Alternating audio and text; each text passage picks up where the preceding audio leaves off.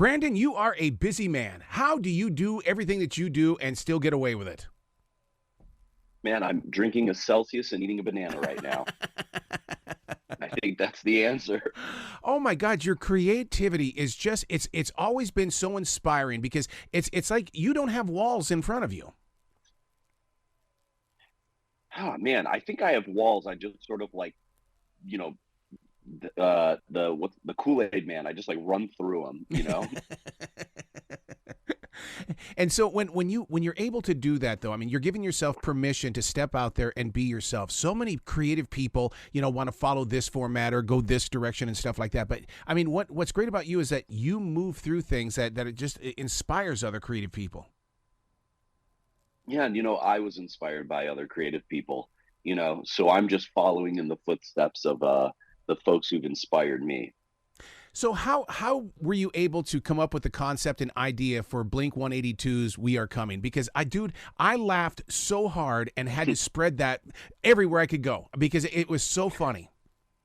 Thank you. When I was tasked with making that, Travis Barker was like, this is, you were putting out a new song. Tom's on the album. Like, let's do something really exciting. And I've been a fan of Blink 182 since Dude Ranch. I played in essentially a Blink 182 cover band from the sixth to eighth grade, and I've just been a huge fan. And I wanted something that tapped into the essence of Blink 182, which is hilarious and also just executed masterfully.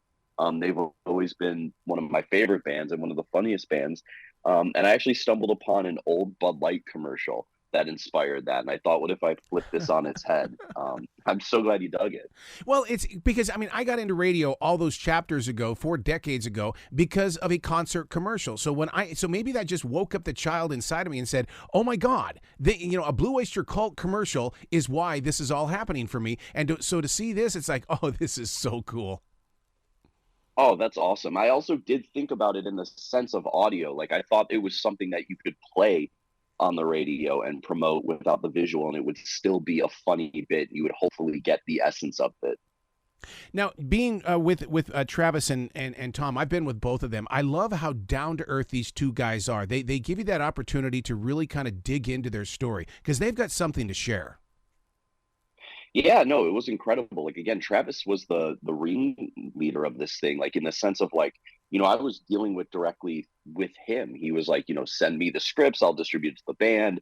Like, he was very much had his finger on the pulse, very down to earth. It wasn't like, I went through like 20 different, managers and labels and Live Nation. They were all involved, but Travis was very involved. And same with Mark and Tom. Now let's talk about "I'm Totally Fine." There's such a twist in this that makes me think every time I have a conversation with anybody, I want to know if I'm having a Jennifer moment. Yeah, I think we're all having Jennifer moments. I mean, it's to come up with this. Where the heck were you when this idea fell into your lap?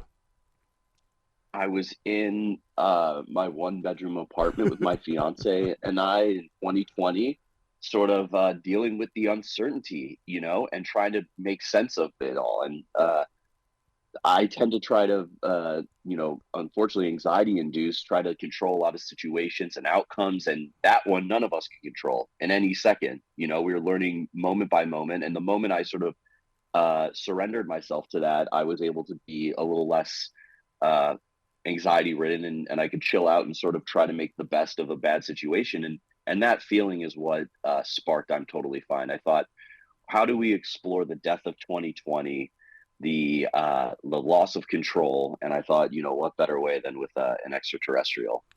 Yeah, and you know what's really interesting about this, Brandon, is the fact that anymore all we hear about are AIs, and I'm so glad that you put extraterrestrials back in on our tongues because it gives us that opportunity to. I mean, this is what we had before AIs. Yes, absolutely. And I don't know which is going to come first, the aliens or the AIs. I think they're both on their way, and I wonder who would win in a fight. I don't know. You're right about that. So when a concept like this comes to life and you're sitting there tapping away onto that computer screen, are you laughing? Are you giggling? Are you listening to music? What happens in your personal life? Because I love writing myself, and I know the quirky things that I do. Yeah, I like listening to really, really heavy metal and just walking around my neighborhood. That is like my brainstorm office. walking around Sherman Oaks, California, listening to really, really loud metal and sort of just finding a rhythm and letting ideas flow. And then, this project, when I had the concept, I knew that I wanted to bring on the right writer for this project. And I brought on Alicia Keytree, who I met actually in film school waiting tables back in Chicago. And she's a brilliant writer. She's a writer on American Dad. She has other great projects in development. But her sense of absurdity, paired with also her deep understanding of the human condition, I just thought she was the perfect person. And then we were so lucky to attach Kyle Newacek as our producer. And Kyle comes from, he's one of the creators of the Workaholics. He played Carl on Yeah. Workaholics. He directed that show. He now directs What We Do in the Shadows. So that fun process was the three of us on Zoom laughing, crying, getting really serious, getting really silly, and really exploring this whole project. It was an absolute blast. I've been to Sherman Oaks and I've written in Sherman Oaks. And what really always inspired me about Sherman Oaks was how big the streets are, how cracked the sidewalks are, how old the homes are, but yet those brand new cars drive by. And it's like, oh my God, I love being in these moments. Yeah, I'm, born and bred Chicago boy, and when I moved to LA, I really found that Sherman Oaks sort of gave me more Midwest vibes than the rest of LA, and I love Sherman Oaks. My friends call me the mayor of Sherman Oaks. It's my favorite part of town. I love walking up and down Ventura Boulevard, Yep. listening to music, taking it in. It's my favorite. There's that great Haim music video. I don't know if you've seen it, where they just walk from Beverly Glen to Van Nuys Boulevard on Ventura. It's one shot of them just walking and dancing. It's like one of my favorite music videos. Well, first of all, that whole entire area, there's something very peaceful about it. And is it because of that it used to be all of these just open fields of peaches and stuff like that? Because I'm trying to remember why because I started doing research on Sherman Oaks, and it's like there's an energy there that you can't explain, but you want to be there. The Valley's just great. I think Paul Thomas Anderson does a great job of capturing it all the time in many different ways, and most recently in Licorice Pizza. There's just a certain history and nostalgia there in Mhm. Americana. It's so great. Well, even the earthquake gave it a good, that's a chapter of its own. My very good friends were out there during that earthquake, and my God, I mean, they survived it, but it's still, they said they've never felt anything like it.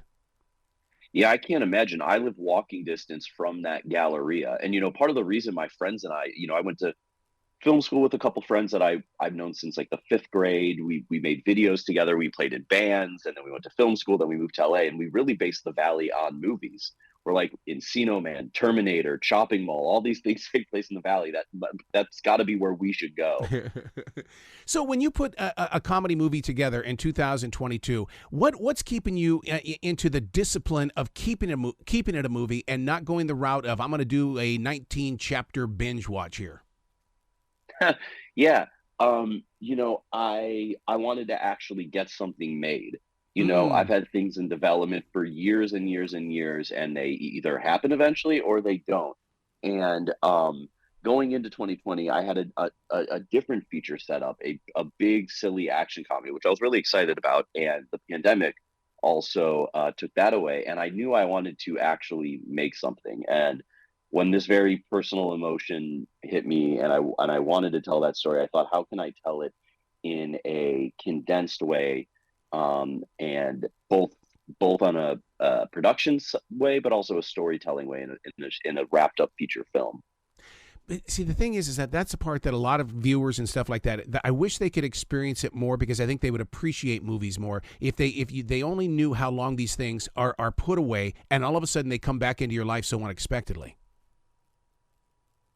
Yeah, yeah, and a lot of movies from my past and movies that I love sort of reawoke the desire to do this. A film I was really inspired by is called The One I Love, starring Mark Duplass and Elizabeth Moss.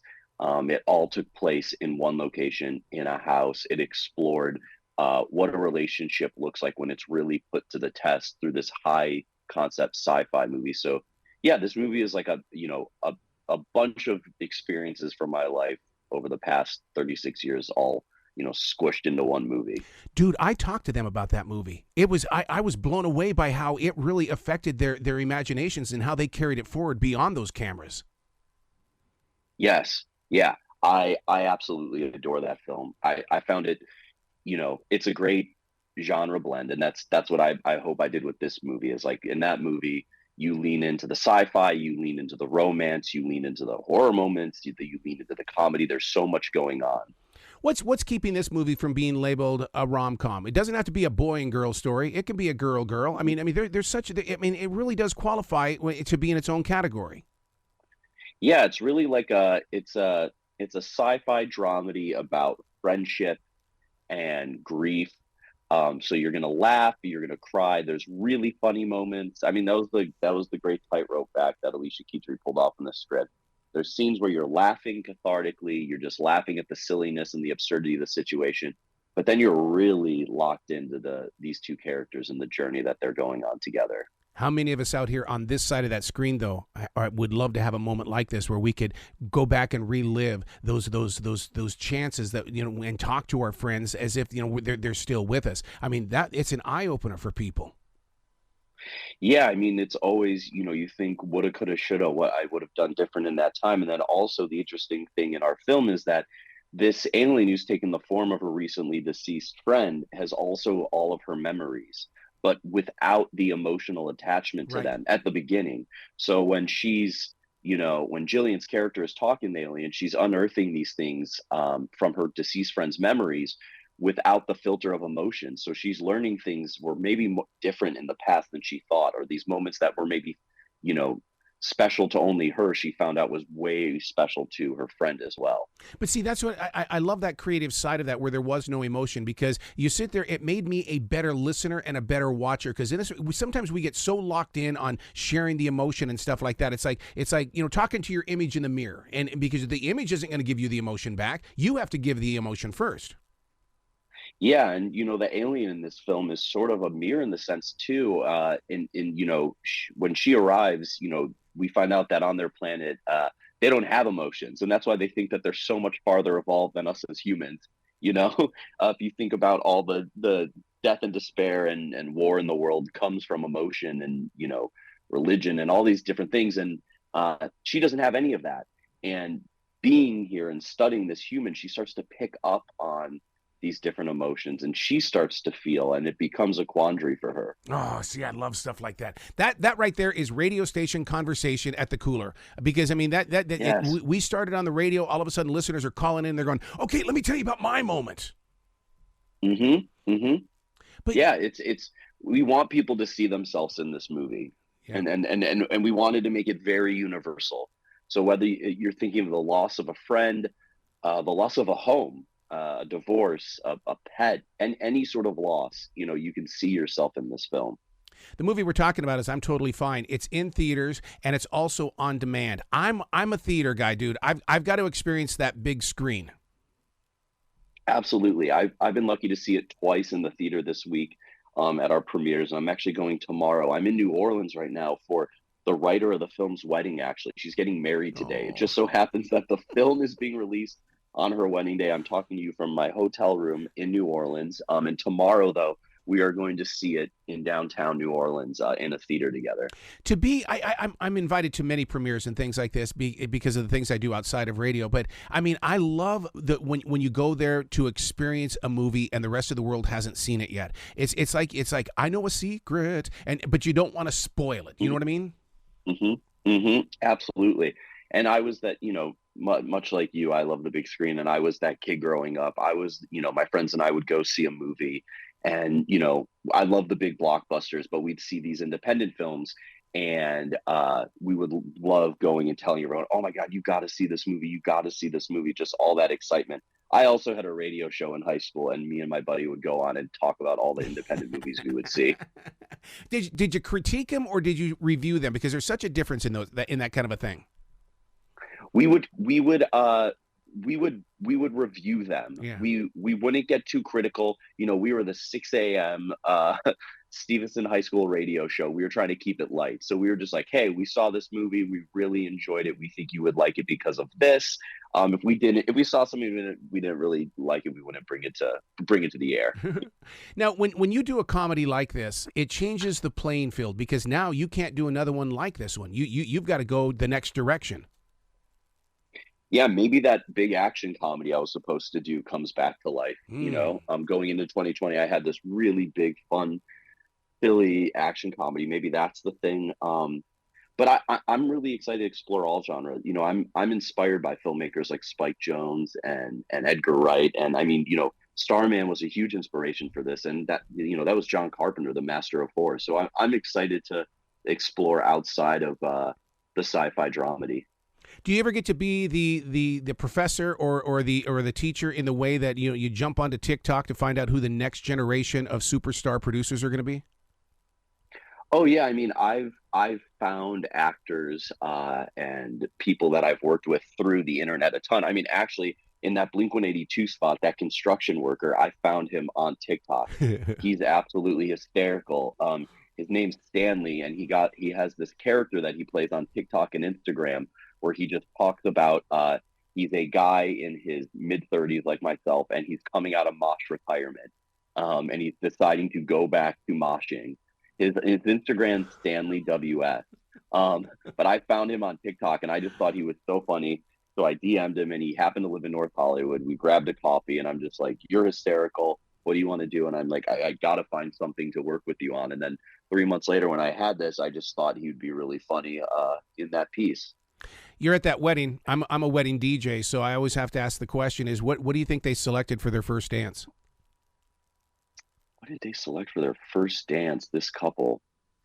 I don't know. I'm trying to think what Alicia would choose. I don't think it would be Beyonce. She likes like fun big pop. He likes like noisy garage pop punk rock. I don't know. I don't know where it's gonna land. Yeah, because my wedding tomorrow night, it's a goth wedding, and they're so fun to talk to because I want to go everything to that about, oh wedding. god, everybody's gonna be dressed in black. That's really cool. That's awesome. I'm a big metalhead, and black metal and death metal, so that sounds a lot of fun. So writing a book, there's got to be one coming out of you somewhere. Mm. Well, I co-wrote a book with my friend Dave Rispoli and a goblin named John Goblikon for the band Necro Goblikon. That's called John Goblikon's Guide to Living Your Best Life. And we helped this goblin, this mythical creature, write this book. That is something you should keep an eye on because there's something coming around that guy. There's a band called Necro Goblikon who I stumbled and saw play in a bar in 2012 for 6 people in Canoga Park, and I was so inspired by their music that I said I want to make a music video for you guys, and it was a total passion project. And day 2 of it coming out, it was on the front page of Reddit, and it blew up. And now Wow. that band is a full-time touring band. They actually played their last show last night of the year with Guar. They just toured with Oh my Guar, god. and John Goblikon, the character that came from that video, has now been part of my life for 10 years, and so much so that a publishing company reached out and asked if we would like to write his book. Jeez. See, that's what I love about creativity. Eventually, all the circles connect, and you help each other out along the way. Yeah, I mean, I could trace this movie. I'm totally fine back to Necrogoblicon because I made that What? Necrogoblicon video. Diplo saw it and tweeted at me asking if I would do his next video. So I made a Major Laser video where I cast Blake Anderson from Workaholics. And through that, I met Kyle Newacek, who ended up being the producer and mentor of this film. Oh my god, Brandon, you got to come back to this show anytime in the future. The door is always going to be open for you, sir. Yeah, thank you so much for having me. You bet, and congratulations on I'm Totally Fine in theaters and also on demand. Thank you. Yeah, go check it out. I hope everyone likes it. You bet. Be brilliant today, okay, sir? Yeah, you too. Thank you.